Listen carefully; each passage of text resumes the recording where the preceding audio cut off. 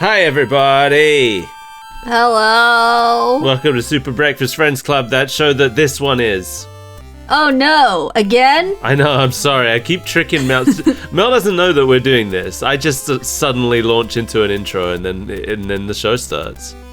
He just keeps sending me all of these shows to watch, and I haven't yet caught on why. It's been 2 years or 3, however long. How long has it been? I'm still not wise. I don't know. We just had an anniversary last month. We should know, but we don't. Time doesn't exist to us. Play the theme song. Welcome to Videoland. Mega high!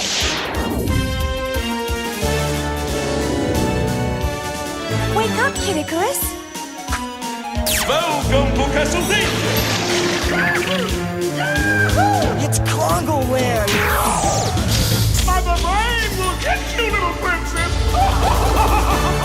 Princess, the palace is under siege! Behold, the ultimate warp zone.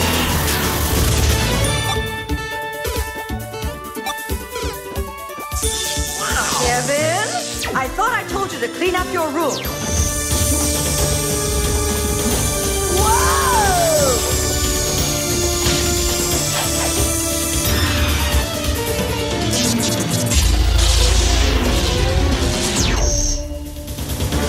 Captain N, the Game Master. How do you feel about me making you watch this show again this week? Is it the 30-year anniversary of Mother Brain becoming the princess of Nintendo Land? No, it's no anniversary of anything right now. We did a willy-nilly show. Oh no. Yeah, I saw it in the folder. I was like, I know he mentioned once that there's like an anniversary and the only thing that exists is a Captain N episode. There's been a few of those, but those are always the anniversaries we end up skipping for whatever reason. So, no, this one isn't because of an anniversary. This is because we didn't have any anniversary and we hadn't discussed what we were going to do. And I was just like, Captain N. It's the easy... This is your Donkey Kong. It's an easy default show, I feel like. It's your Donkey Kong. Because kinda. There's a Donkey Kong in it. There is Donkey Kong in it. No, my Donkey Kong... What's my Donkey Kong? Viva Pinata. It's not Sonic Underground, because that's your other Donkey Kong. That's my Donkey Kong Country 2, Diddy's Conquest. It might be Adventures of Sonic the Hedgehog, but we actually haven't watched that very much. Yeah. I think we've only done it twice. I don't know. Maybe we're still searching for my Donkey Kong. Searching for my Donkey Kong. Memoirs by Mike. No, we've come back to Captain N, the Game Master. We have watched the 4th episode, Against All Doctor's Orders.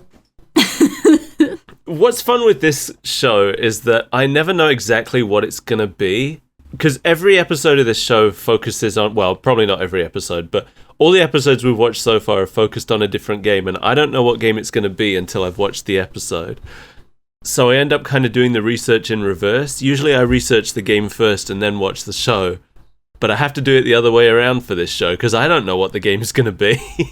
I don't think they even know what the game's going to be. No, it turned out this time it was Kid Icarus. That's what this episode mostly focused on, but...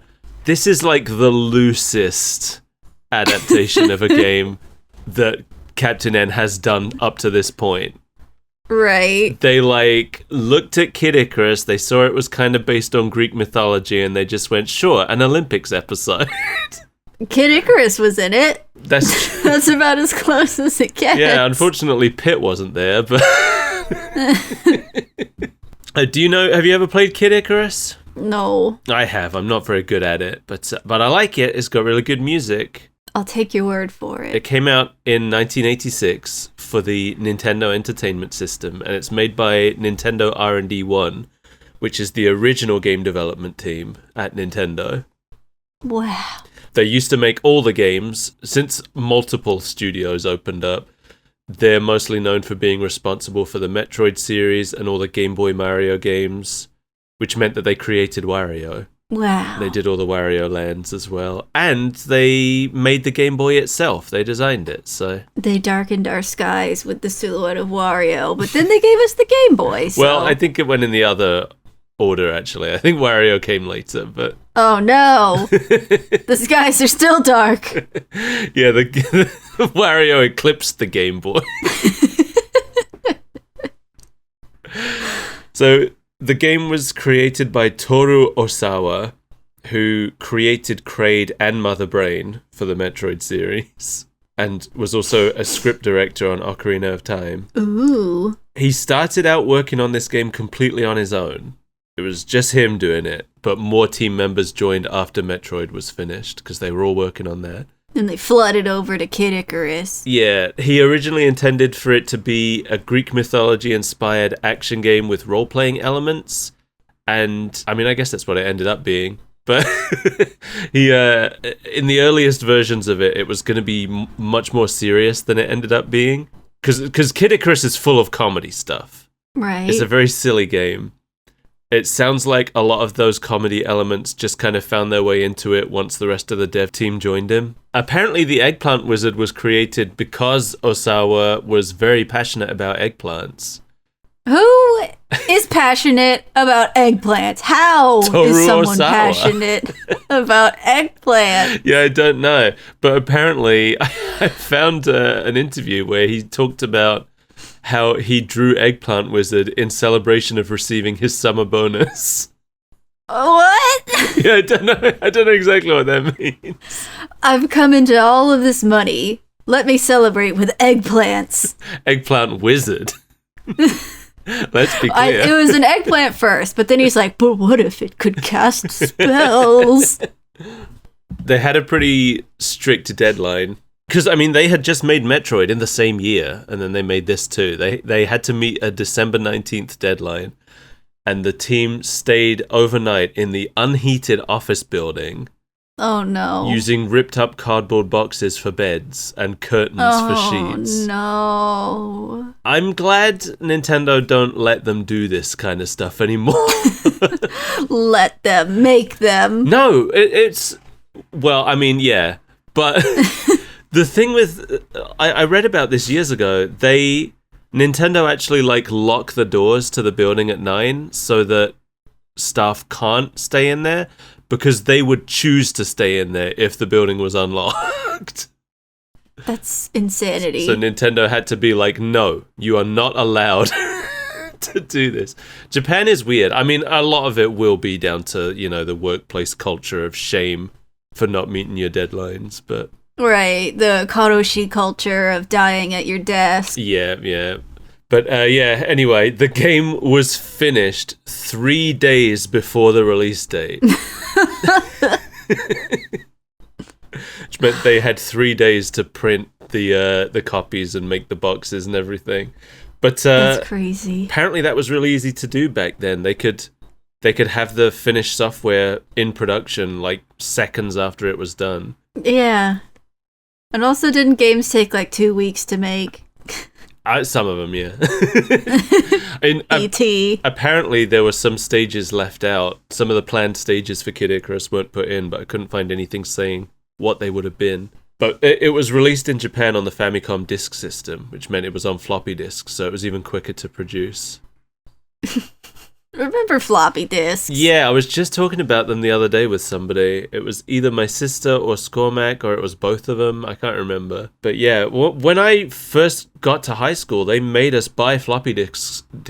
They made us buy floppy disks for Computer Lab. That's really aging yourself. I know. It was only by the time I left high school, we were on the rewritable CDs, but... Yeah, we had to buy floppy disks when I was in year 7. That would have been what? Oh, year 7 was 1997, so that was my first year of high school. High school's different here, though. I think high school is equivalent to middle school for you. Yeah, I would have been un bébé when you were in high school. Un bébé. Do you have a problem? No, with how worldly I am? No, I've been brushing up on my French lately, and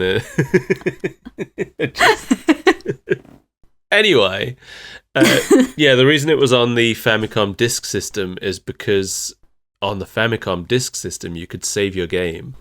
So it meant that they could make a longer and more challenging game. But the Famicom Disk System never released outside Japan, so in international versions, it was just on the Nintendo Entertainment System, which did not have any save system available. You could not sleep. You could not save. You win or you die. But they put a password feature in it. Oh, like the Lost Vikings. Yeah, Metroid had that as well. I don't know exactly how robust it was. I don't know how whether it like saved your score or anything or just your progress, because I know I've played some games where they have passwords and all it does is put you on the right stage, but you'll lose any extra lives you had and stuff. Right. So I don't know. I never got far enough in Kid Icarus to need to take advantage of the password system. Did Toe Jam and Earl Panic on Funkatron have passwords? Oh, yeah, it did. I don't think I ever really used them either, though. I just blasted as far through the game as I could each time. I think I used it a couple times. I don't remember. It's funny. The original Nintendo didn't have saved games. I don't remember if there were any games that had saved games. But it was very common on the Super Nintendo to have saved games. But it was really rare on the Mega Drive, even though I'd say that was like analogous to the Super Nintendo. Yeah. The only game I can think of that had built-in save functions was Sonic 3. Yeah. Maybe there were others, but Sonic 3 is the only one I can think of. There were probably some RPGs. I guess like JRPGs. Yeah, I was going to say, I You can't play a JRPG in one day. No, there must have been a save function in Phantasy Star. I don't remember. Yeah. Yeah, there were, like in Shining in the Darkness. Oh, yeah. Okay. I guess Sonic 3 was just... I wasn't playing RPGs yet back then. Sonic 3 is the only game I had that had a save function. In 1991, Kid Icarus got a sequel on the Game Boy. That was, 5 years after the original? Was it called Teen Icarus? No, it was called Kid Icarus of Myths and Monsters. Ooh. It was developed in Japan, but it wasn't released there until 2012, when it showed up on the 3DS eShop. I remember that. Yeah? Yeah? You remember the 3DS eShop, or you remember Kid Icarus of Myths and Monsters being released on it? Both. Oh, okay. Yeah, so that was more than 20 years between Wow. between the American release and the Japanese one. But after 1991, Kid Icarus entered a long period of dormancy. He went to sleep. Yeah, and he didn't wake up until Pit was included as a playable character in Super Smash Bros. Brawl in 2008, and he was heavily redesigned. I don't know what you're talking about. I think for the better. I really like the Smash Brothers new look Pit, because I think the original Pit was kind of dull. Although I don't think this Captain N Pit looks good, I do think he's an improvement over how Pit looked in the game, because he does not look like a player character. Have you seen original Pit? I'm trying to find him, but all I'm seeing is cutesy anime Pit now. Yeah, Smash Pit. Yeah. Yeah, I'm having trouble too. Oh, here we go. Put this in your eyeball holes. Yeah, that's Pit. Yeah? Doesn't he kind of look like an NPC? Kind of. He doesn't have that, like, player character quality, I don't think. He kind of gives Mario in a toga vibes. He looks like the guy that Mario rescues in World 3, to me. Specifically. Yeah, in the Sky World. I'm saying he doesn't look like an important character. Yeah. He looks like a sub, you know. This isn't the first guy you rescue, but it's not Princess Peach either. He needs some main character attributes. Yeah, and I think they did a good job doing that with the Smash Brothers redesign. Masahiro Sakurai, the creator of Smash Brothers, said that they tried to envision how Pit would look today if his series had continued the same way the Zelda series did. Like, if Pit has had as many games that Link had, this might be how he would look by now. They evolved down the same fairy boy tree. Yeah, and after doing that, Sakurai expressed interest in making a new Kid Icarus game starring this new Pit. And in 2012, he did that, and Kid Icarus Uprising came out. Did you ever play it? I did, but I never finished it. I don't know why, because I liked it. I think it was... I really liked the presentation of it. I loved the story, I loved the characters, I loved the music. But I thought the controls were kind of awkward. Yeah. Because it's a 3DS game, but it's like... I don't remember how you played it now. I feel like it played kind of like a Star Fox. And it was just... I feel like something about it was awkward to play, but I don't remember what it was. It was an on-rail shooter where you're a little fairy boy. I think it was sometimes an on-rail shooter, and it was sometimes a run-around on the ground shooter. And I think it was the run-around on the ground parts that were the problem. I think controlling your movement and the camera on the 3DS was difficult. Because this will have been pre that little camera nipple nub that they added as well with the new 3DS. I used the touchscreen as a camera in Monster Hunter, and I survived. You survived, but did you live? I didn't really have a problem with it, except that my touchscreen got smudged. Okay, I'll try it again. I should play it again. I was enjoying it. I just don't think I reached the end. But Kid Icarus is never going to give you up. But apparently he let you down. No, I let him down. I let him down. So this episode is called Video Olympics. And it was written by Jeffrey Scott, as is the entire first season of this show. And the entire Pac-Man show, the Hanna-Barbera one. So we know him pretty well. We're familiar with his writing style. We've watched a lot of his episodes. We've had a lot of questions about choices he's made. So, over on the world of Metroid, I had forgotten that detail. Mother Brain is demanding power, and King Hippo, Eggplant Wizard, and Dr. Wily are just kind of listening. You know, I don't think we say it enough, but Mother Brain is, this Mother Brain specifically, an incredible character. Yeah. An incredible design. Dr. Wily, I feel like, wasn't he introduced in the last episode we watched? This is the fourth one. Yeah, in the Castlevania one where he made that bully. I think he was introduced just to make that bully, but it seems like now they've just kind of gone, yeah, he's just part of the crew now. Yeah, we're aligned in our evil doings.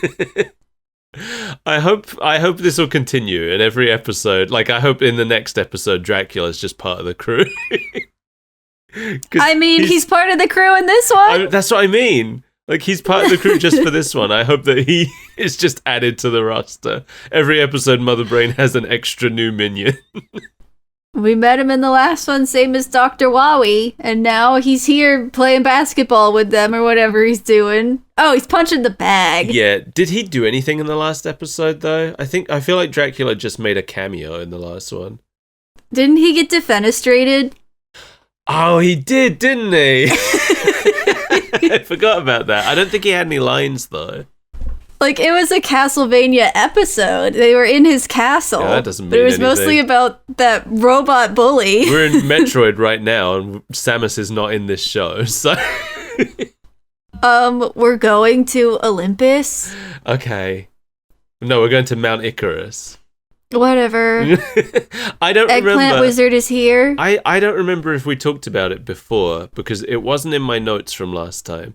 But, so in case we didn't, Dr. Wily is played by Ian James Corlett, who we know as the voice of Coconuts in Adventures of Sonic the Hedgehog. That sounds familiar. Blinky in Pac-Man and the Ghostly Adventures. And I think most interestingly, Mega Man in Mega Man. So this guy has played Dr. Wily and Mega Man in different shows. But he's not our little toad boy in this one. No, he's not. Why is Mega Man so strong in this show? He's got to have something. He doesn't have a gun arm. Or maybe, I don't know if he does or not, but I don't think we've seen it. I mean, Mega Man, I feel like this is the first episode we've seen Mega Man do anything. Same for Kid Icarus. That's true. They've just kind of been there this whole time. Yeah, they're the bumbling sidekicks. Yeah. They're the scratch and grounder. I was thinking about it because Mega Man and Kid, it feels like too many. Like, it feels like they're both kind of there to fill the same role and it's redundant. Yeah. Yeah. And I was thinking about why that might be, and I think it's literally just so that both Nintendo and Capcom were represented in the main cast here. But if they needed a character to represent Nintendo in the main cast, Kid Icarus feels like such an odd choice. I feel like there's somebody that's a little bit more popular. Somebody small and easily marketable. Who could you possibly be talking about? Toad. Okay, here's the problem. It couldn't be Mario, because the same studio were also doing a Mario show that they were pairing with this one. It couldn't be Link for the same reason. And I don't know who the next biggest Nintendo character was at this point. I guess there's no way that they could have known that Kid Icarus would just, like, kind of be forgotten and left behind. Right. Like, of the series represented, his is the one that did the least. The others are still going pretty strong. Yeah. Out of everybody in this whole show, yeah, he's like... I feel like he's the one character where, if it wasn't for Smash Brothers, if you sat a kid down to watch this show now, they'd be like, who's the little angel dude? Like, I know who the others are, but Mega Man's probably second place on Forgotten, but that's Capcom's fault. Yeah. He gets his little retro games every now and then. Yeah, every now and then. I mean, do you remember the days when Mega Man had like 3 ongoing series at once? Yeah. I miss that. I only played like one of them. I never really got into Mega Man X, but I loved Mega Man Classic, and I loved Mega Man Battle Network as well. I played X more than anything. Oh, we had the opposite experience. Yeah. I don't know what it is about X. There's just something, it doesn't quite grab me in the way the others do. I just didn't have a choice. Well, I think for me, I love Classic because I really like the character designs. And I love Battle Network because I love the idea of it. It's like this world where everybody has a PDA watch that has a digital assistant inside of it, and that's and like Mega Man is your digital assistant, but all your friends have different ones. And I like that idea. I think it's cool. You can plug your assistant into any electronic device and they can go inside it and do stuff for you. That's weird. It's cool. It's kind of Digimon-like, in a way. Except the humans never go inside the digital world. Anyway... We'll watch the Mega Man. There's a Battle Network anime. We'll watch that at some point. Uh-oh. They'll explain it better than I did. But we're stuck watching this show. So apparently Mother Brain has like a magic mirror. Yeah, that's news to everyone, I think. I wonder if it ever comes up again. I doubt it. Me too. This really felt like, I don't know, how can I get this plot moving? Just throw in a trope.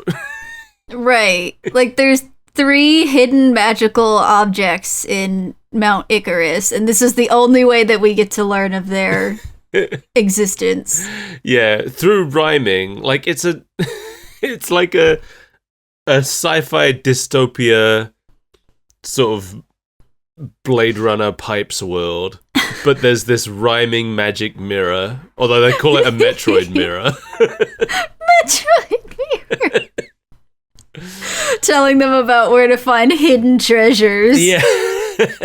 Metroid mirror on my wall, tell me how to crush them once and for all! Hidden within Mount Icarus' towering peak, the 3 sacred treasures contain the power you seek.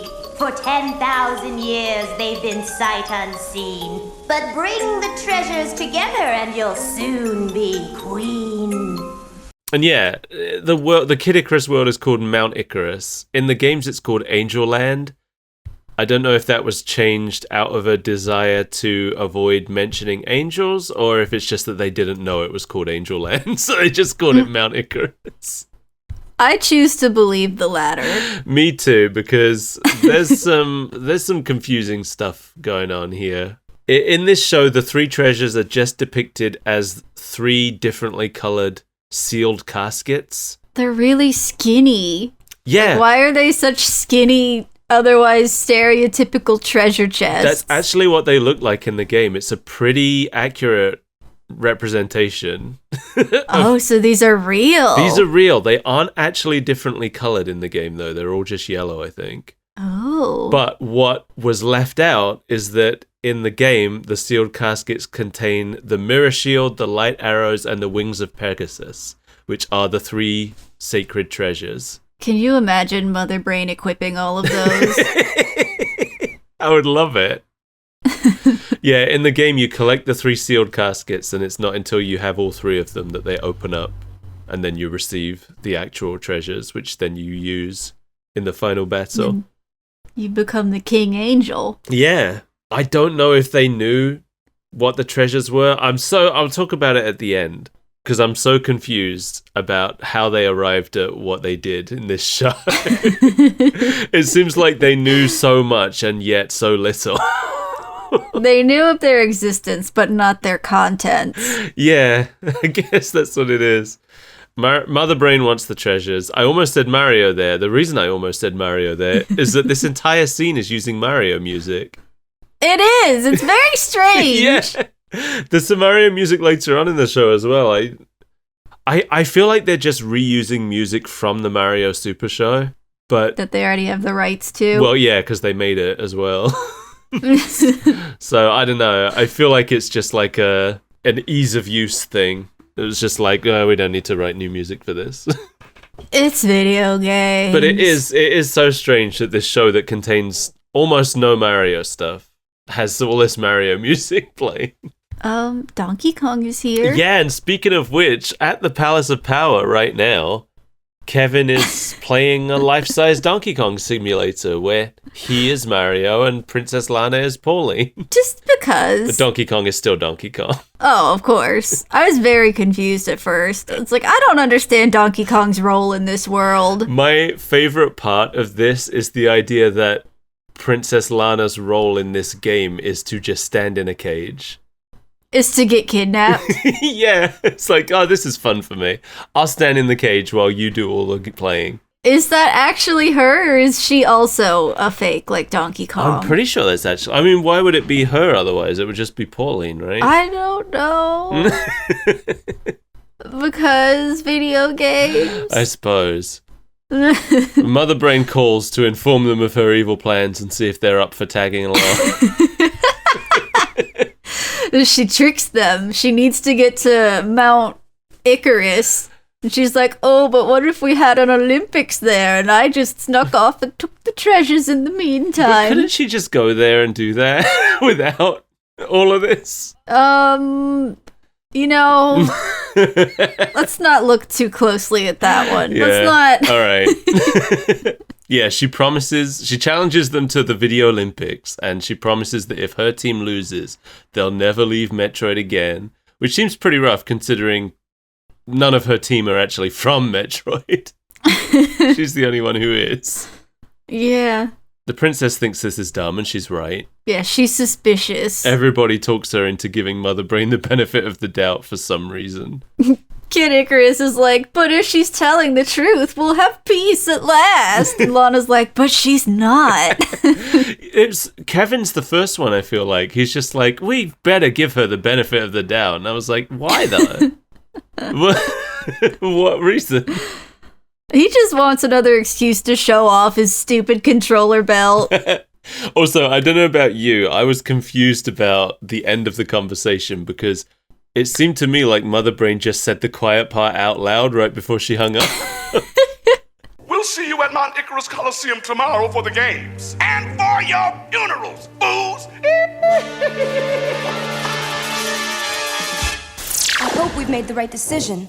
I mean, that sounds like her. So, at first I thought it was just an animation error, but as she's talking, there's like an after image of the heroes over the top of her.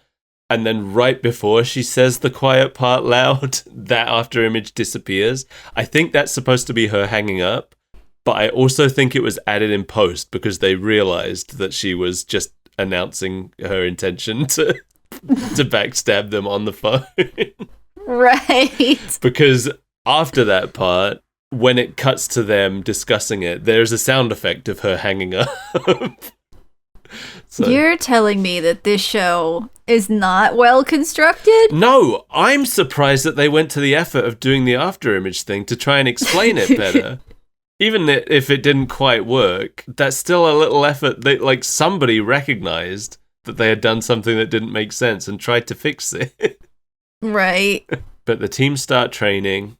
Simon shows off his jump rope ability, which I was actually really impressed by.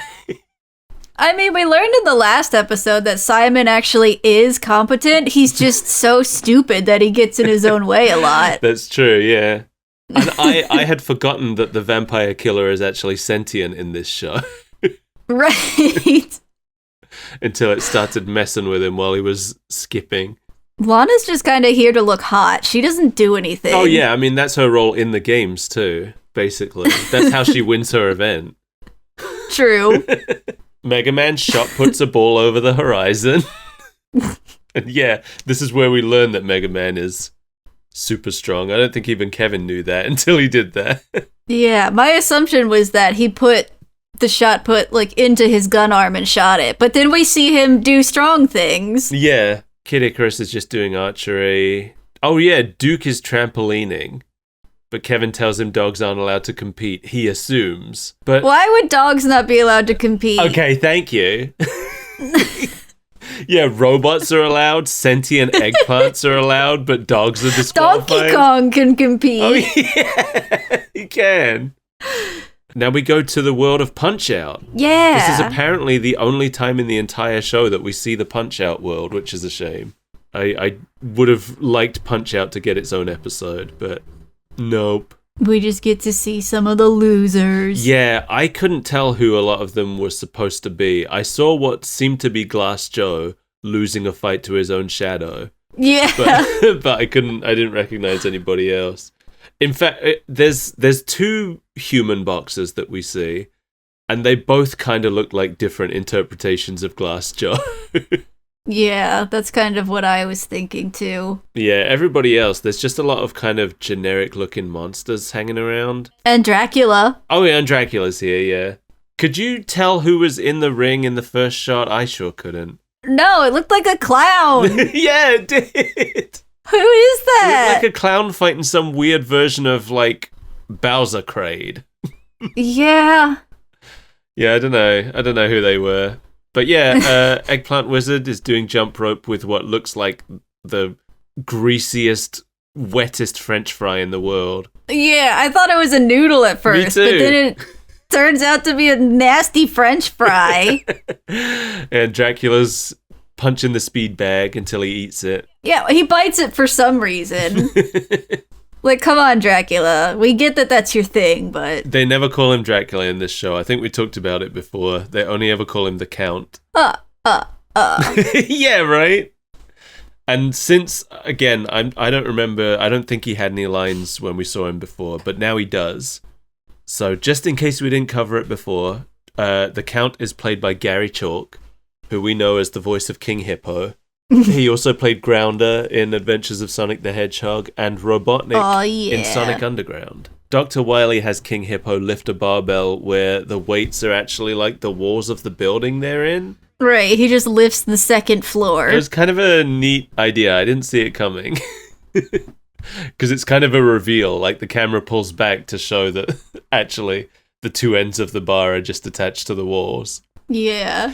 And it freaks out a bunch of naked monsters in the changing room. Yeah, it was weird. It's not shy about it. I mean, we don't see anything, but we do see them shielding their modesty with their hands. We don't see any monster ding-dong. No. Unfortunately. We don't see any monster ding-dong, but it does make sure we know that they do have ding-dongs.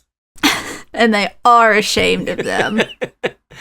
Yeah, I don't think any of these monsters were from anything, which is a shame. If I'm being generous, one of them looked a bit like Dry Bones, but I'm not sure if Dry Bones even existed yet when this show came out. Yeah, look at that. There's like what looks like Chewbacca.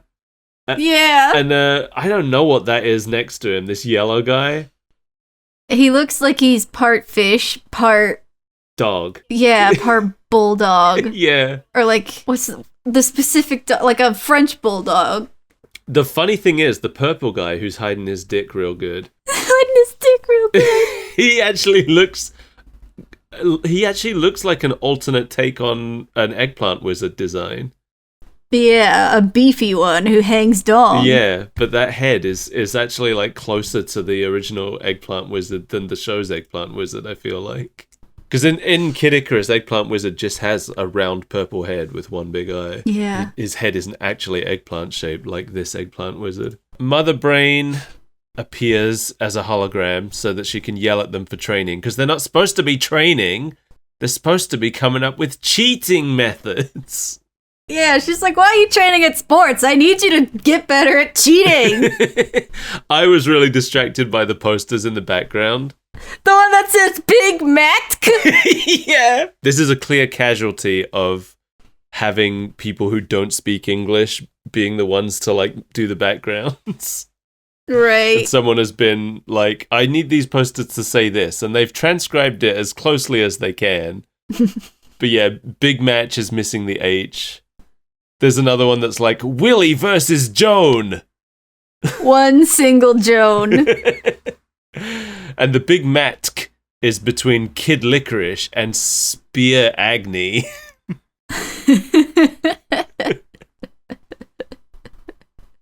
My money's on Spear Agni. Sometimes it says Kid Licorice, but in some shots it says Kid Ligorish. Anyway, Mother Brain's planning on stealing the 3 treasures. We knew that. She just wants to win the games to improve her image once she's Princess of Videoland. Right, because Eggplant Wizard's like, why are we even doing this? Yeah. She's like, publicity. So they practice their cheating moves. Eggplant Wizard accidentally hits King Hippo with some broccoli. They end up fighting in the boxing ring. And King Hippo turns into a bunch of vegetables. And someone really lovingly drew those vegetables. Eggplant Wizard makes a bunch of puns and then makes him vegetables out of them. When King Hippo body slams Eggplant Wizard, it showers all the bystanders in, like, is it eggplant juice? Did he die? What happened? Maybe. Did they have to get a new Eggplant Wizard after this? Yeah, they got the one in the locker room. Beefy Eggplant Wizard. We're gonna need you to beef down. And put some pants on. Do you think maybe he wasn't hiding a dick? Maybe he just has another eye down there. And he was shielding it. Maybe. So back at the Palace of Power, the princess is growing concerned because her athletes are using their training time to use like a prop cereal box to argue about who should be on the cereal box. Yeah, it's like those photo standees where there's like a big muscly man painted on it. Yeah. You put your head through it. Yeah, it's just a cereal box with a hole cut in it, and they're all just sticking their head through it one by one and being like, I should be on the cereal box. I should be on the box of flakes. It's like, I don't know how to stress. This sounds like if someone told me that this was a scene, I would be like, all right, come on, you gotta tell me a more convincing lie. You know? You're telling me in an episode about the Olympics, there's a whole scene dedicated to a cereal box? To putting their heads through a cereal box during training, and it never comes up again? Well, because we all know Princess Lana gets her head on the cereal box, and she's just in like a seashell bikini. Was this like a big thing in the Olympics back in the day or something? Putting like Olympic winners on cereal boxes? I mean, I've seen celebrities on cereal boxes before. I saw one just the other day. I was like, who is that? And why do they have a cereal? Mel, that was Tony the Tiger. He is a celebrity in my heart. He is. He's the biggest celebrity in cereal, I feel like. Yeah, because thirsty furries love him. Hey, I'm not a thirsty furry, and I love Tony the Tiger. I don't think you love him the way they do. He's great. You know what I don't like, though? Toucan Sam. Oh, I don't really have an opinion on him. No, it's Snap, Crackle, and Pop I fucking hate. I hate them. Yeah, I know it's irrational. I don't care. I hate They them. just want to make cereal for you, Mike. No, I'll eat their cereal, but they can get out of my house. I'd take a Sharpie and cross their eyes out on every box. Wow, you're so edgy and cool. Do you want to sit with me at the lunch table? In the lunch table? No, Oh, yeah. that's okay. I don't like it in there. Okay, well, I gotta warn you, I gotta take my retainer out before I eat. Mel's hanging out with the guy who crosses the eyes out on the Rice Krispies boxes. Ew. Is she okay? So Kevin whips them into shape with a training montage. What is the song that actually plays? Okay, I'm so glad that you recognized that this music means that they've replaced a song. The Discount Beat It? Yeah, as soon as Discount Beat It starts playing, you know that there was originally a licensed song here. I feel like last time you actually guessed what it was, didn't you? Wasn't that when it was Thriller? That makes sense. Is it Eye of the Tiger? Oh, that would have been better. No, you will never get this one, so I'm not going to subject you to trying. It was I Got You, I Feel Good by James Brown for some reason. It's not coming to mind immediately. No, it's like, I feel good. Oh, okay. I just don't know the names of songs, Yeah. but if you sing them. Yeah. If somebody said to me, it's the James Brown song, that's the one that would have immediately come to my mind, because I don't know a lot of James Brown music, but I know that one. I don't know why it was that. I don't know, because they're drinking eggs and feeling I good. guess they feel good. People tell me that exercise makes you feel good, but it mostly makes me feel dead inside. Well, it starts out making you feel dead inside, but you got to push through that, and then it starts to feel good. I'm told. No, it doesn't. Then you blow out your knees. Well, then you're doing something wrong. You mean you're not supposed to blow out your knees? I don't think so. When I say push through it, I don't mean in one session.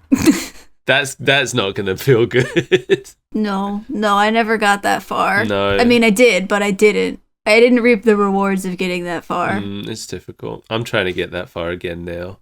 I feel like I've always crested the hill and then stopped. Kid Icarus, by the way, is cheating at jump rope. Just because he's flying? Yeah, exactly because of that.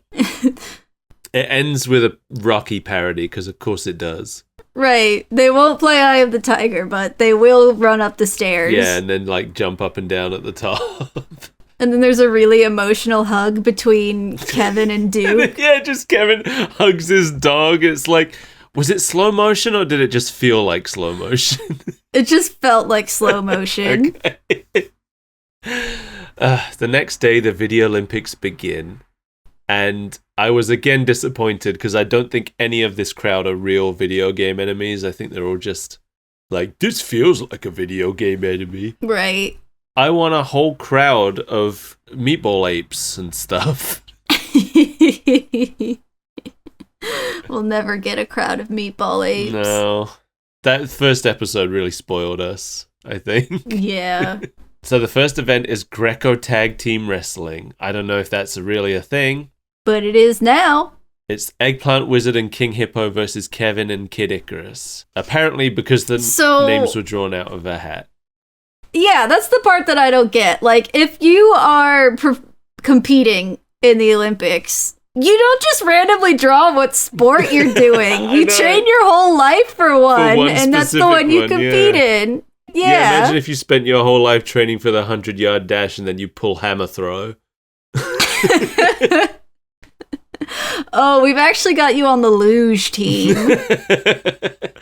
Oh, sorry, you're on bobsled? You have to tap A really fast. I think you got this.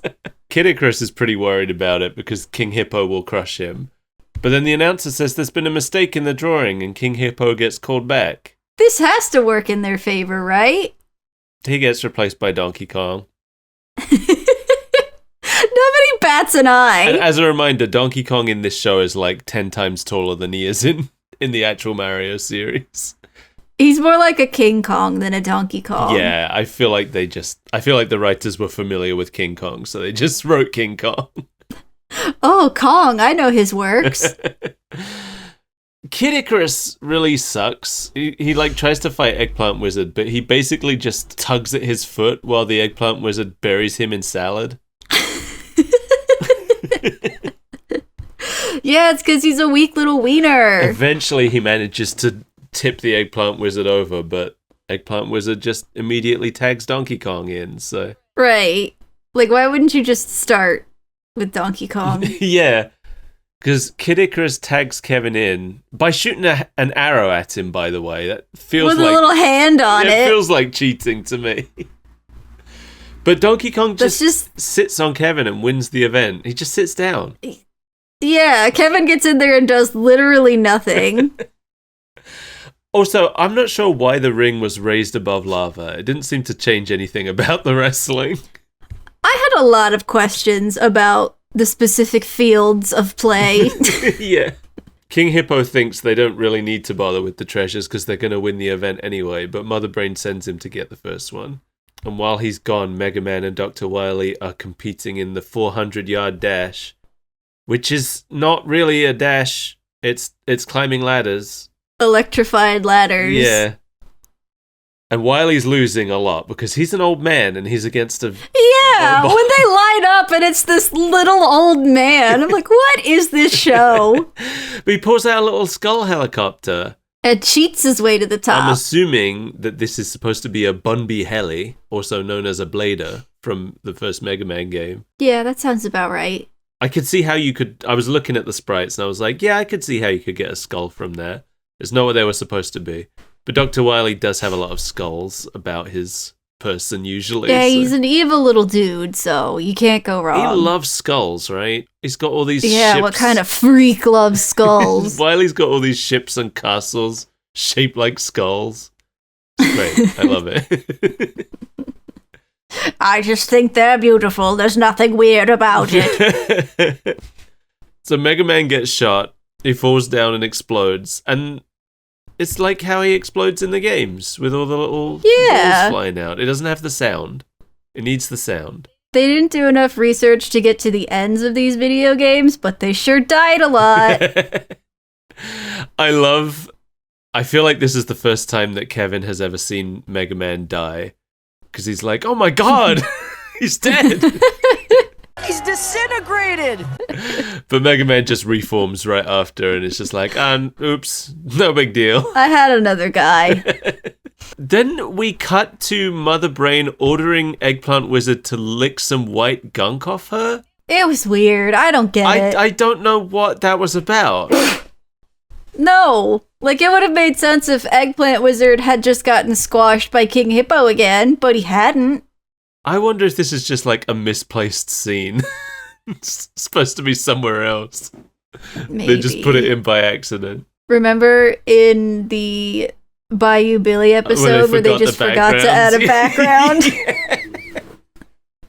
I was thinking about that while I watched this. Yeah, I don't know. Maybe that...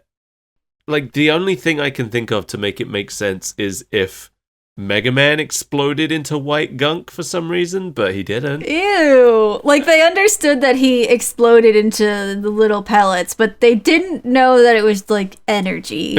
Yeah, they just made it gunk. But I don't know. We don't see any other gunk anywhere else, so... It's all of his mega guts. He's got white blood like an alien robot. Remember the guck hole?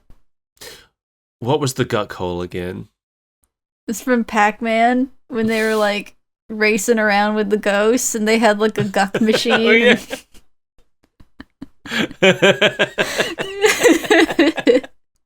Oh, I forgot all about it. Thank you for How could you forget to fill your guck hole?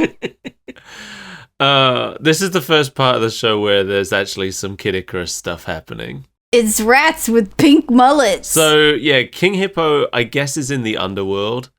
He gets swarmed by what he calls flying rats. Of all the Kid Icarus enemies, these things looked the closest to Keeper, but there's only one Keeper in Kid Icarus. You only ever see one of him, but this is the thing that most closely resembles what they were. He doesn't have the pink mullet, but I get it. Yeah. He's way cuter than what those things were in the show. Yeah, they were nasty. Then Hippo opens a bag, and what is probably a Shemum pops out. It's the wrong color. They're blue in the game. But Shemum is a little snake with wings that pops out of vases in the game. Does it cackle at you?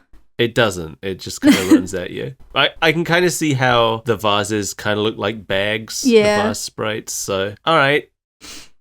I'll give him that. That's probably what that was. Close enough. He picks up another bag and a hand grabs him by the throat out of it. I don't think that's a thing from the game. Unless it's supposed to represent the god of poverty. Oh. So the god of poverty shows up in rooms full of jars, and you have to smash all the jars, and if you smash the jar that the god of poverty is in, then you don't get any rewards from the other jars. Oh. So you have to try and smash every jar except the one that he's in. So, but he found the god of poverty before he found the treasure. Does that count? Yeah, I guess. I don't know. The god of poverty also isn't just a hand that comes out of the jar. He's a little guy. And I love him. Here he is. He's pretty cute. He's great. I would have liked to have seen the actual god of poverty. There's a lot of Kid Icarus stuff I wish we had seen. Where's the Grim Reaper? He's my favorite. Nobody's died yet. We don't need to get that serious. No. Do you know about the Grim Reaper? Oh, maybe you don't know about the Grim Reaper in Kid Icarus. I told you I've never played this game before. The Grim Reaper, when he sees you, he starts freaking out and panicking, and this silly music starts playing. And then all these little tiny Reapers show up and start chasing you around. It's great. He's my favorite thing about the game. I think I've heard this song before, and probably because you sent it to me. Maybe. It is in Smash Brothers, I think. Oh, okay. I think like the very end of the Kid Icarus loop goes into this for a couple seconds before it starts over. Yeah, I love the Grim Reaper. I'm sad that he's not here. He should be. He deserves it. But he's not, and we have a floating waterfall instead. Anyway, King Hippo falls on a button and the first sacred treasure rises up from the ground, and it's like, alright, whatever. So convenient. In the game you have to fight bosses to get them, but fine. None of the bosses are in this show. He fought a vase. Yeah, that's true. I just realized there's no Kid Icarus characters in this except for Pit himself. What about Eggplant Wizard? Oh yeah, you're right, okay. But there's no like Palutena, there's no Medusa. I guess Medusa would be like too similar to Mother Brain. Yeah, we can't have her vying for Princess of Videoland. Yeah, if anything, actually, I think Medusa might have made more sense in Mother Brain's role, because this Mother Brain is very different than Metroid's actual Mother Brain. But if they just... You put that back in your mouth and do not take Mother Brain from me. But it would be the same. It would just be Medusa. No, it wouldn't be the same because she wouldn't be this beautiful creature. Medusa's a pretty beautiful creature. No, I feel like they wouldn't treat her the same. They would get an actual woman to do her voice. Well, I don't know. Let me send you a picture of Medusa as she looked back in this period. She's now a sexy lady, but she used to look like this. I could see them just doing the same voice for this character. No, the vibe is all wrong. Okay. This looks like a Midwestern housewife. She's not. She's mean. Yeah, like a Midwestern housewife. Here's a picture of her ordering her minions to attack. She's so happy about it. I know. When I was looking at the Kid Icarus manual earlier, all the pages of the story are like, Medusa was furious, but she always has this expression in all the pictures accompanying them. So I'm like, was she that furious? She looks pretty happy. We don't know how to make her look furious with a single eyebrow. That is hard to do, to be fair. You just make it a unibrow and bow it in the middle. Yeah, that's the only way. I feel like they do that. Yeah, they did that with Eggplant Wizard. They do that with Eggplant Wizard. Yeah. Yeah, all the Eggplant Wizard art has that. So, but it's still strange to me seeing Eggplant Wizard in like the modern art style because they didn't really update him that much. He's just shaded real nice. It looks like they put the wrong head on him. Yeah. He's great though, I love him. King Hippo gets back to the Colosseum just in time for his next event, the Waterfall High Dive against Princess Lana. Is it against Princess Lana? Because everybody jumps for some reason. Yeah, no, they do say it's against Princess Lana. And she's the only one who She put is on a the one in a swimsuit. bathing suit. Just as an excuse to get her in a sexy bathing suit. Yeah. Kevin says there's something familiar about the places the games are being held. I don't think... Like, it's not like they held the last round in the creepy cave that Right. King Hippo just went to. He went through a warp zone to get there. This place is slightly adjacent to a place I remember from a video game. There's flying sharks in the waterfall, and it's going down to a just floating pool, like you said earlier. Mm-hmm. That's not a Kid Icarus thing. Okay. It's just here. I do like it, though. I like the floating pool. I think that's cool. I guess. It doesn't make a lot of sense. It doesn't make a lick of sense. Not a dang bit. It's shown to be very deep and yet as thin as a sheet of paper. Yeah, but that's what I like about it. It's weird. So yeah, Duke jumps and does an impressive dive and gets a good score from the judges. The judges are freaks! Yeah. I love them. They're not from anything, but I really like the designs. I mean, that's basically what you wanted. Yeah, I mean, I want freaks, but I also want freaks that are supposed to be characters that don't look anything like that, you know? Yeah, these guys are like weird robots with a lot of eyes. They're like funny alien robot guys, yeah. Yeah. So King Hippo gets upset because dogs don't count for the competition. And Kevin, arguing with that, implies that he's an actual hippo, which he clearly is not. I wonder if this is another case of like that Mario episode where they kept referring to Birdo like she was an actual bird. Maybe, but you know what? I support his argument because I was thinking the same thing. I was like, whatever, you're just a hippo. But he's not a hippo. He's just a guy. He might as well be. Well, he's just a human man. They've given him green skin in this show, but... I don't know. That don't look like no human man to me. Does it look like a hippo? Yeah. It doesn't. Don't do that. I know what a hippo looks like. Yeah, it's got a little human nose and ears and boxing gloves. Yeah. Hippo. Yeah. This is the king of them. Yeah, that's why he looks different. He gets a really good score just because he got bit on the way down and panicked for a little bit. He walked in place for a little. Not even in place. He just walked. That looked like a glitch in the game. While he's doing that, Mother Brain sends Eggplant Wizard after the next treasure. Lana dives, and she gets a perfect score, and she didn't really do anything. It's because she's hot. Yeah, obviously. 100%. All the judges like, gave her ugh. 10s, and they were like, oh. I mean, she does like some spins and some flips, which is more than just walking on your way down. She does a flip. It was like a double. Okay, flip. alright, whatever. I'm pretty sure that she got all 10s just for having boobies. I mean, good for her. Yeah, alright. When the N team are cheering afterwards, they reused the same cheer twice for Simon. Yes. And then they like animated him cheering in Mega Man's voice, I think. Yeah, the animation got a little weird here.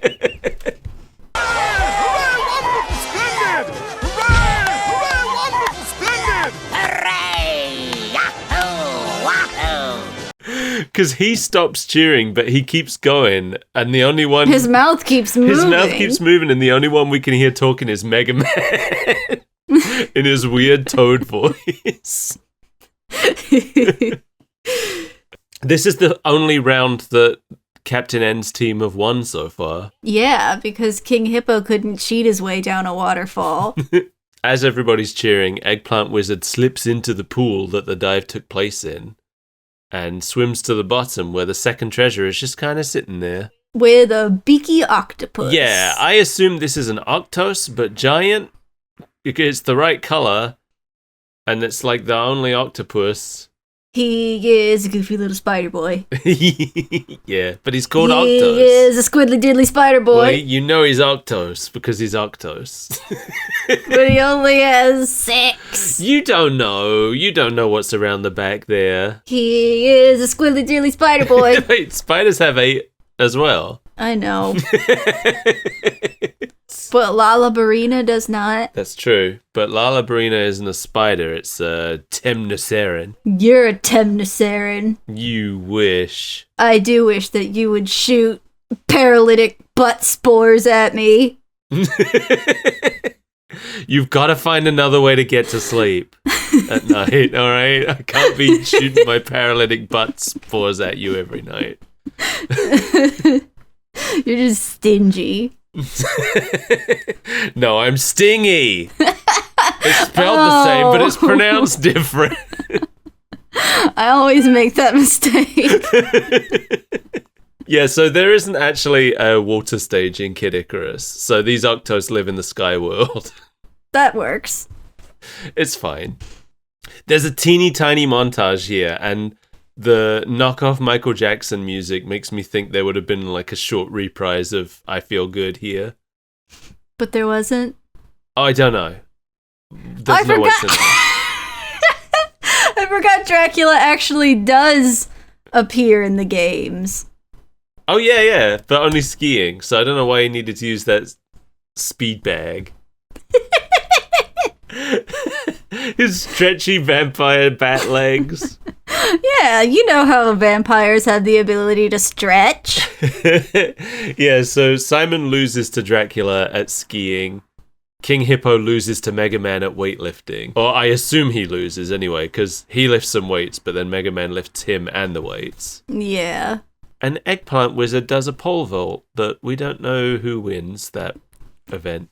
Yeah, he apparently wasn't competing against anyone. That was just for fun. He just saw the poles and was like, might as well. They did score him, though. So the scores are tied, even though we've mostly seen the end team lose. Yes. But the outcome is going to be decided by the 10-kilometer rocket chariot race. Otherwise known as the wacky races. So Kevin knows Mother Brain's up to something, and it seems familiar, but he can't quite put his finger on it. I don't know if you noticed this, because it was kind of hard to hear it, but during the race, the music is the Mario Brothers 2 character select music. No, I did not notice it. It's the like, but it's slower. I wouldn't have been able to place it either. I didn't play a lot of 2. Dr. Wily turns his chariot into a submarine and then fires a missile that chomps through Kid Icarus' chariot. It seems like the submarine part was an unnecessary step to me. But you know what? Let him have his little inventions. Oh, yeah, sure. He crashes into a giant gong right afterwards. Why was there a giant gong? Who knows? Reasons. This one Chinese object in this ancient Greece-inspired world. Yeah, you gong the gong to signal the sports. What else happens? Oh, Eggplant Wizard turns Simon's chariot into a giant banana. I was hoping that he won astride a giant banana. He just kept going. That would have been really funny. Like, Eggplant Wizard turns his chariot into a banana and crashes into a tree, but Simon just continues on. Yeah, what if it was all downhill from there and he just rides the banana down like a sled? Yeah, it would have been great. But no. We need Kevin to be the hero. He lands on his banana and it turns into mashed banana. It splits. So only King Hippo and Kevin are left. And Kevin activates a speed boost with his controller belt. Did you remember he had that? I did. I had been waiting for him to use it this whole episode. I forgot. Did you remember that he has the light gun as well? No, I forgot about the light gun. I think he's used it in like one episode so far. Yeah, he uses the speed boost and he catches up, but King Hippo just punches his chariot into smithereens. Right, it becomes dust and falls to pieces. And somehow, on the way down, Kevin is able to fashion a jet-propelled skateboard out of the wreckage. It turns out his chariot was just a jet-propelled skateboard, but with a fancy top on it. Right, so I went and looked, because I was like, was there just a skateboard in there with him, and he just attached the jet part to it? Because that, alright, they didn't set up the skateboard in any way, but that makes more sense. But no, I looked at it frame by frame, and he puts the wheels on it too. Oh my god, I don't think it works that way. Correct me if I'm wrong, but I'm pretty sure you have to screw the wheels in. You don't just slap them on there. No, in the first frame of the shot, the wheels are separate from the board, and he grabs them and puts them on as well. Oh, video games. He didn't even really need the wheels on there. It's a flying contraption. But then how's he gonna be a cool skateboard kid across the finish line? Yeah, that's all it was there for. But right before they hit the finish line, King Hippo gets pulled into a warp hole and Kevin wins. Or does he? And then King Hippo just immediately comes back with the third treasure, and I felt so cheated that we didn't actually see him get it. It's just like, I have it now. Oh, I actually went into that warp zone for a reason, and now we've won. Kevin figures out too late what she was up to, and Mother Brain opens the 3 chests. And did you notice that 2 of them have their lids swapped? I sure did. I love animation errors. Wasn't there one? There was one in a Mario episode. Yeah, with the wands. They got the wrong colored wands, so it didn't make sense anymore. Yeah, they forgot what color meant what, so it was just all random bullshit happening. This one is just 2 of them have had their lids swapped, so it's like a red case with a blue lid or a green lid or something. Yeah, the red and blue got their lids swapped. Somebody definitely saw that before it went out, but they were like, oh, whatever, nobody's gonna care. Well, that's the worst of our offenses this time. You found us, we're the ones who care. Yeah, she opens them up and just energy comes out. Yeah. So I guess the writers knew enough to know about the 3 sacred treasures, but didn't know what the 3 sacred treasures were. It's the power of Olympus. I tried to figure out how this could have happened. I found the Kid Icarus manual and I looked through it, and the manual tells you immediately during the story section at the start what each of the 3 treasures are. Oh. So I think they just read the back of the game box, because that mentions the 3 treasures but doesn't say what they are. So I think the writers just read the back of the game box and that was all of their research. Read the back of the game box, looked at the sprites, squinted, and drew the art. I don't know if they even really looked at the sprites on this one. But the part that really confused me is that the sealed caskets are drawn accurately. Yeah. Because that's a very specific look, that tall, thin, weird chest. Yeah, it feels wrong. Yeah, it feels wrong. And the only reason it's not wrong is because that's actually how they were. Right. So I was like, I don't know. So I looked in the manual for the part that talks about the sealed caskets. I was like, maybe they just saw that page. But the page that shows you the sealed caskets tells you immediately what's in the caskets. Oh no. So all I can think of is that maybe the artists checked the manual to see what these things should look like, but the writer didn't. That makes sense. So he just wrote, yeah, whatever, she gets the 3 sacred treasures and does something with them. And then the artists had to go and figure out what that was going to look like. So they ended up knowing more about it than the guy who wrote it did. That's the only explanation I had. For why opening these 3 chests let her open a gateway to hell and send Kevin and friends there. Yeah, I actually thought that when she opened the boxes, the effects were pretty cool. This actually seemed pretty scary, the way they drew it and animated it. Sure. All the dark shadows that they put on her as everything lights up and stuff. I thought it was cool. Yeah, she uses the treasures to open the warp zone to oblivion, and it cracks the whole world open, and the N team plummet into the dark void. I cannot believe you made me watch a cliffhanger episode. This is the first cliffhanger in the series, and also the only cliffhanger in the series. I'm dying to know how it wraps up. The funny thing is, if you're watching these, because all of these episodes are on Wild Brain's official YouTube channel, but they're in the wrong order. Oh no. So if you're watching the playlist that Wild Brain have up for the Captain N episodes, you're going to get this cliffhanger, followed by an episode where everything is fine and nothing is ruined. Olympic Games, that was weeks ago. Yeah, wow. Well, what do you think's going to happen next? I think Mother Brain's gonna take over Videoland and nothing will ever be the same again. It's funny that this is so early in the show, right? Right? Doesn't this feel like it should be the season finale? Like, this is the most threatening she's ever been. And will never be again. Yeah, she's never gonna manage another plan that takes 2 episodes to foil. She's never gonna actually thwart them and send them to the hell void. Yeah, I don't know. I didn't watch ahead, so I don't know exactly how this wraps up, but I do know that the next episode is a Mega Man focused one. Uh-oh. So remember when Mega Man went to hell and fought Satan Man? Satan Man. Hold on. Beelzeman. I think you're thinking of Beelzemon, which is a real Digimon. The title of the next one is Mega Trouble for Megaland. Uh-oh.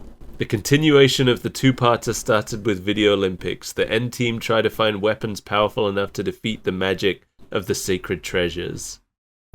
Yeah, so we'll watch that one and we'll see how Captain N handled the Mega Man series. I'm sure they did it with grace and reverence. Oh yeah. But instead of waiting until next week, you've got about a year before we swing back to Captain N, so... Yeah, we'll see.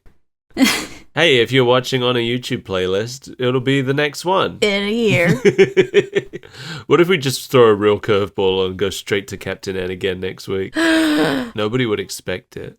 Yeah, we've never done that before. No, but we're not gonna.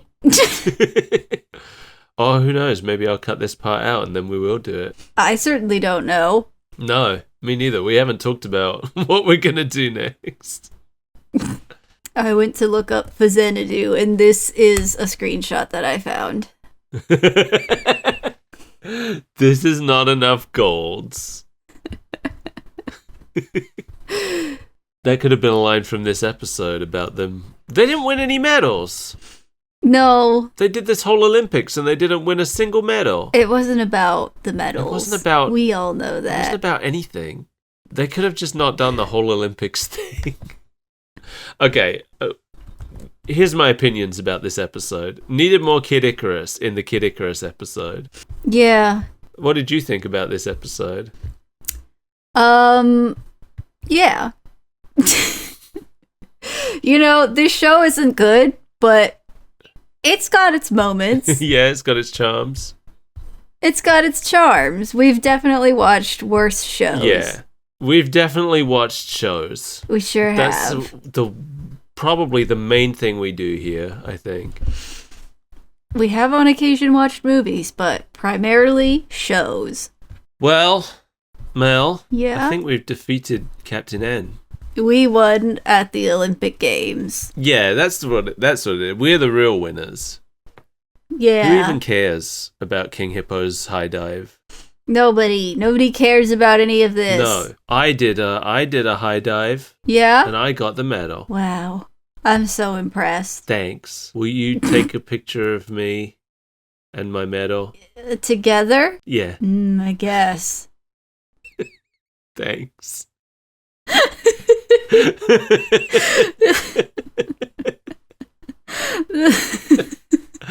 I think we got a little bit broken by this show. This has been going on for an hour and a half. That's about my limit. I hope it's not permanent. All right, thank you for joining us, everybody. I don't think we've got anything else to say about King Hippo and his metal titties. There's no legacy? What, legacy of Captain N? Are you feeling alright? No, it's getting really hot in here. Wait, no, okay. Apparently, if you play multiplayer mode in Kid Icarus Uprising and there are bot players, sometimes one of them will be called Captain N. There you go. That's the legacy of some kind. Good night, everybody. Thanks for joining us. Thank you to our patrons, Mark Kelly and Jamie Caller. Thank you, We friends. appreciate you. If you would like to join them in helping to support this show, please head to patreon.com/superbreakfastfriendsclub. And if you join one of the higher tiers, you can request us to watch certain things, and then we'll do it. You can make us watch part 2. You don't have to hang on this cliff. True, you could make us do it right now. We would for money. I'm Skull Pirate Mike. You can find me on Blue Sky and Twitch and probably other places, but those are the main ones where I hang out. And I am trapped in the Oblivion hole. And I'm going to be there until we watch part 2 of Captain N. Don't pretend you're gonna come out after that. Yeah, it turns out Kevin just fell through a hole in my ceiling and I'm angry about it. You've been living in the warp zone to oblivion for years. It's where you feed. Yeah. Mel's like one of those eels that like waits at the vent entrance of like a volcanic vent and eats all the plankton that come out, except All the fried plankton. it's the warp zone to oblivion, and she's eating all the gutter trash that fall by. I've spun a web underneath of it. The helpless people step into it and I suck out their juices. Do you have a meatball ape in your web? I did, but I let him go and we're friends. Oh, okay. Well, I hope you've got Silly Kraid from the first episode. He's my favorite. I'll get him yet. Bye!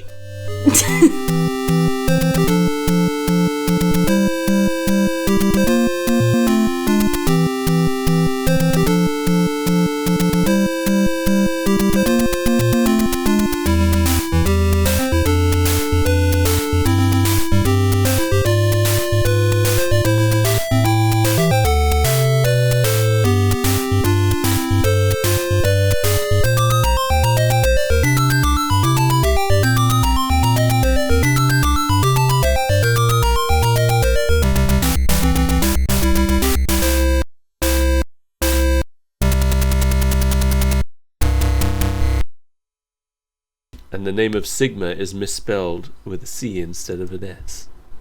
Kigma. Kigma. Kigma balls. Stop it! You're going to prison. Oh, not again.